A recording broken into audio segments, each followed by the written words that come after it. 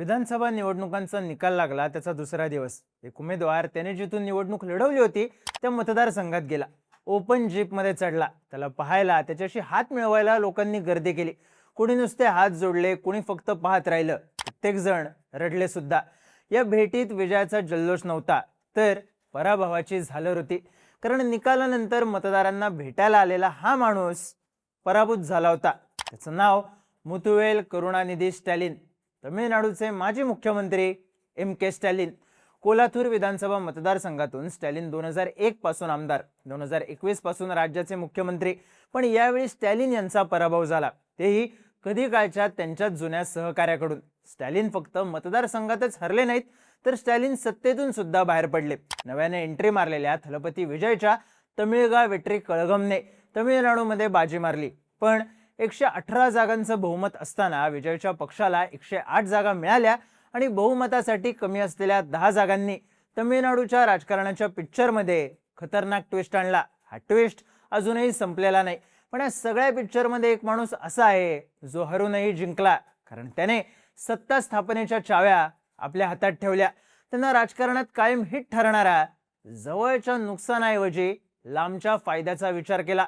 आमदारकीपासून सत्तेपर्यंत सगळं हरूनही स्टॅलिन कसे जिंकलेत पाहूयात या व्हिडिओमधून. नमस्कार, मी चिन्मय आणि तुम्ही पाहताय बोलभिडू. तमिळनाडूच्या राजकारणात सध्या काय सुरू आहे याचा अंदाज तमिळनाडूमधल्या लोकांना लागणे कठीण आहे.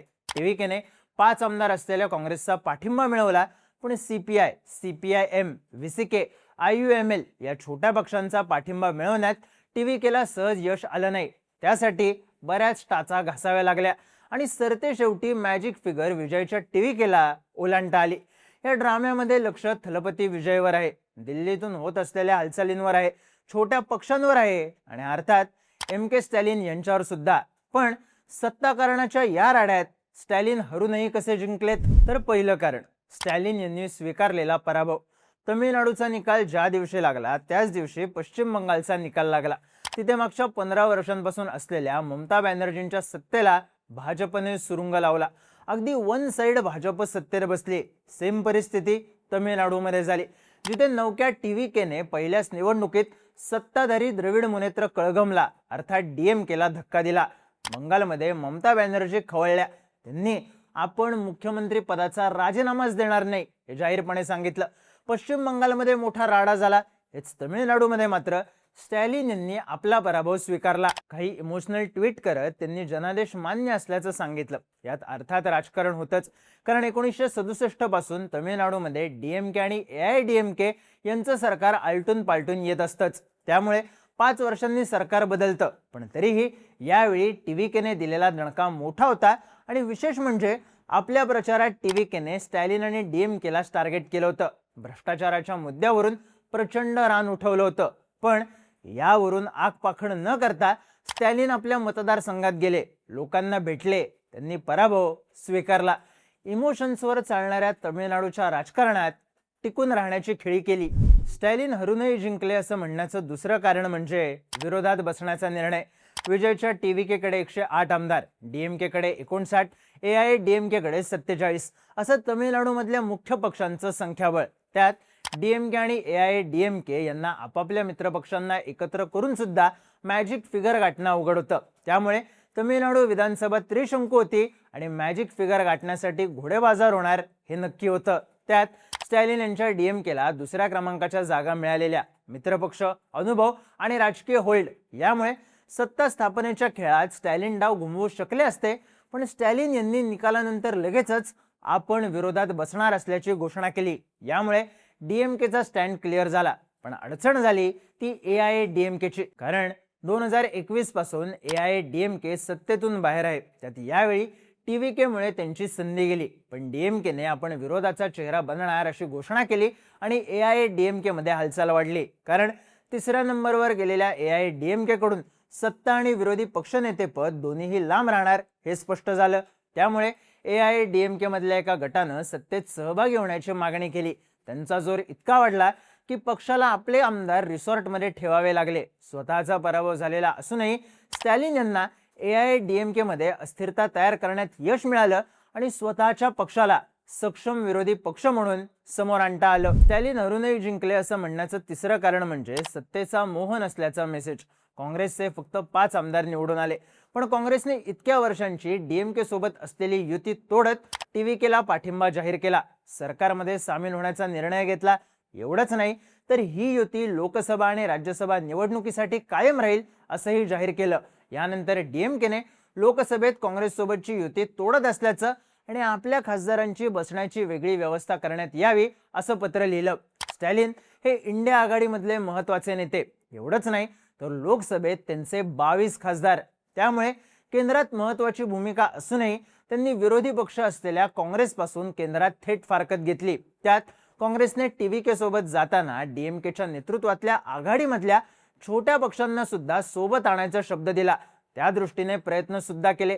अगदी 2 आमदार असलेल्या पक्षांनी सत्तेत वाटा मिळवण्याची संधी मिळवली. 1 आमदार असलेल्या भाजपच्या दिल्लीतल्या नेतृत्वाने सुद्धा हालचाल सुरू केल्याच्या बातम्या आल्या. तर एआयएडीएमकेचा एक गट सत्तेत सहभागी होण्यासाठी आग्रही होता. अगदी एआयएडीएमके टीव्हीकेला बाहेरून पाठिंबा देईल अशाही बातम्या आल्या. ही गोष्ट डीएमकेच्या पथ्यावर पडली, कारण टीव्हीके भाजपची बी टीम असल्याचा आरोप डीएमकेनेच लावून धरला होता. अशा वेळी जर भाजपचा मित्रपक्ष एआयएडीएमके विजयला पाठिंबा देत असेल तर यातून आपला आरोप पक्का होतो असा प्रचार डीएमकेने सुरू केला. थोडक्यात छोटे पक्ष सत्तेच्या मोहात अडकले. त्याचवेळी स्टॅलिन यांनी सत्तेच्या राड्यापासून लांब राहत टीव्हीकेला 6 महिने तरी डिस्टर्ब करणार नाही असं म्हणत विरोधाची स्पेस एकट्याने मिळवली.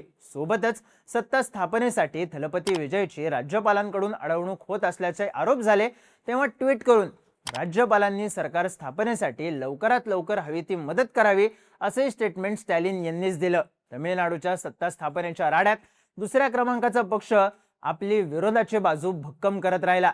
5 वर्षांनी तमिळनाडूमध्ये सत्ता बदलते हा इतिहास डोक्यात ठेवून स्टॅलिन हरूनही जिंकले असं म्हणण्याचं चौथं कारण म्हणजे डॉमिनन्स दाखवणं जमलं. सीपीआय, सीपीआयएम, व्हीसीके, आययूएमएल आणि काँग्रेस हे सगळे तमिळनाडूमध्ये डीएमकेच्या नेतृत्वात लढले आणि सगळेच पक्ष आता टीव्हीके सोबत सरकारमध्ये सामील होतील हे नक्की झाले. यात काँग्रेसने डीएमकेला सोडल्याचा अपवाद बाजूला ठेवला तर इतर पक्षांनी स्टॅलिन यांची भेट घेतली आणि त्यानंतर टीव्हीकेला पाठिंबा दिला. अर्थात या सगळ्यात डीएमके आणि एआयएडीएमके यांच्या युतीच्या बातम्या आल्या, पण डीएमके कडून त्या भक्कमपणे नाकारण्यात आल्या. त्यात आता स्वतः स्टॅलिन यांनी ट्विट केले की हे छोटे पक्ष आयडिओलॉजिकली डीएमके सोबतच राहणार आहेत. त्यांनी फक्त स्थिर सरकार येण्यासाठी टीव्हीकेला पाठिंबा दिला आहे. आता हे खरं मानलं तर डीएमके नथिंग टू लूज म्हणत विरोधात बसताना दिसेल, कारण या मित्रपक्षांचे नेते स्टॅलिन यांना भेटूनच टीव्हीकेकडे गेलेत. त्यामुळे सत्तेच्या चाव्या आजही आपल्या मित्रपक्षांच्या आणि पर्यायाने आपल्याच हातात असल्याचं स्टॅलिन यांनी दाखवून दिलंय. स्टॅलिन हरूनही जिंकले असं म्हणण्याचं 5वं कारण म्हणजे स्टॅलिन यांना मिळालेली संधी. साल 2016 तमिळनाडूमध्ये जयललिता यांची सत्ता आली.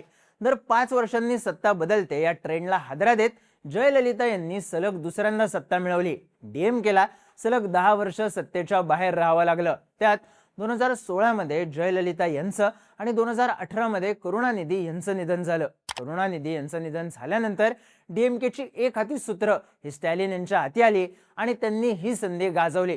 आता परिस्थिती अशी आहे की स्टॅलिन यांचं वय आहे 73 वर्ष. ते पुढची निवडणूक लढवण्याची शक्यता कमी आहे, पण मागच्या काही वर्षात त्यांनी त्यांचे चिरंजीव उदयनिधी स्टॅलिन यांना पुढे आणलं. त्यांना राज्याचं उपमुख्यमंत्री पद सुद्धा दिलं. पण या गोष्टीचा स्टॅलिन यांना फटका सुद्धा बसला, कारण त्यांच्यावर घराणेशाहीचा शिक्का बसला. सोबतच मुलाचा मुख्यमंत्री पदाचा मार्ग मोकळा करण्यासाठी त्यांनी स्टँडिंग आमदारांची तिकीटं कापून नव्या तरुण चेहऱ्यांना संधी दिली आणि त्यामुळे पराभव झाला अशी चर्चा झाली. पण सध्या परिस्थिती काय आहे तर एमके स्टॅलिन सभागृहात नाहीत, पण उदयनिधी स्टॅलिन आमदार आहेत. साहजिकच 5 वर्षांसाठी पक्षाची सूत्र त्यांच्या हातात जातील आणि उदयनिधी स्टॅलिन यांना आपलं ग्राउंड तयार करण्याची संधी मिळेल.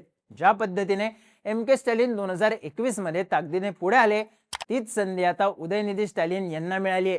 विरोधात राहण्याचा निर्णय घेत एमके स्टॅलिन यांनीच ती मिळवून दिली आहे. पण या सगळ्यात सत्ता स्थापनेसाठी झालेला ड्रामा बघता 5 वर्ष थलपती विजय सत्ता टिकवणार का आणि लॉंग टर्म साठी डाव खेळला असला तरी या 5 वर्षात काय होणार यावर स्टॅलिन यांच्या या हरून जिंकलेल्या डावाचा आनंद किती काळ टिकतो हे ठरेल. तुम्हाला काय वाटतं? MK स्टॅलिन सत्तेच्या बाहेर जाऊन जिंकलेत का? तुमची मतं आणि प्रतिक्रिया कमेंट करून नक्की सांगा आणि इंटरेस्टिंग व्हिडिओज पाहण्यासाठी बोलबेडूच्या YouTube चॅनलला सबस्क्राईब करायला विसरू नका.